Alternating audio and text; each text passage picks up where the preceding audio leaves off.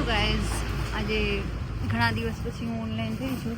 હજી જોબ ઉપરથી આવી જ છું અને મને એમ થયું કે આજે ઘણા દિવસ પછી હું ઓનલાઈન થઈ છું તો થોડીક વાત કરી લઉં.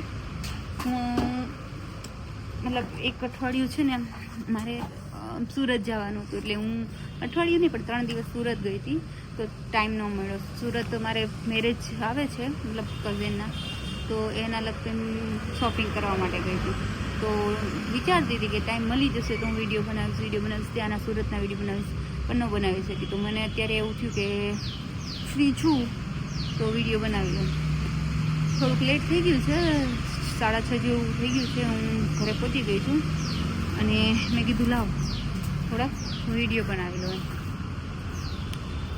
સુરતમાંથી મેં ઘણું બધું ખરીદી કરી, ડ્રેસ મતલબ ચોલી લીધી. હું હવે એ બધું છે ને મારા જ્યારે લગ્નમાં હું પહેરીશ ત્યારે હું તમને બતાવીશ.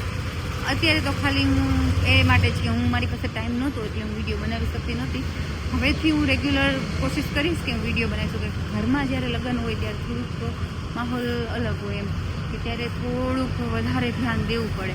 એટલે હવે હું રેગ્યુલર વિડીયો બનાવીશ બસ એના માટે. સુરત ગઈ, સુરત બહુ મજા આવી, સુરત બહુ સરસ છે. સુરતથી શોપિંગ સારી થઈ. બોમ્બે માર્કેટ મેં અત્યાર સુધી કોઈ દી જોઈ નહોતી પણ હવે મેં જોઈ.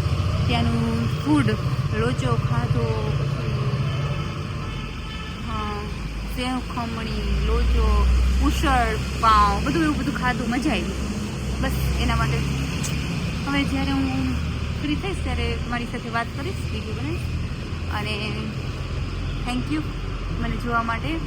હવે હું રેગ્યુલર બનાવવાની કોશિશ કરીશ વિડીયો. અને હા, બીજું એ કે મારા જે ગલુડિયા આવ્યા હતા જે મારા હોસ્પિટલે મારી ઓફિસે, એની આંખો ખુલી ગઈ છે. હવે હું કાલે એ વિડીયો બનાવીને તમને હું મારા એની આંખો ખુલેલા વિડીયો બતાવીશ. તો અત્યારે તો બસ એટલું જ. Thank you.